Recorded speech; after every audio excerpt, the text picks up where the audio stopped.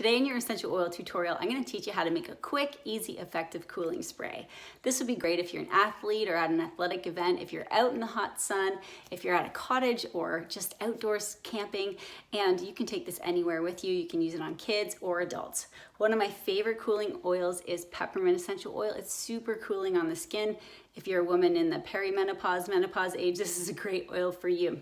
So all you're gonna do is take a spray bottle, put about 10 drops of essential oil in here, of peppermint essential oil, fill it up with water, put the lid on, shake it up, and spray on your body where you'd like to feel cooler. So back of neck, back of legs, in your hand, and then applied to your chest.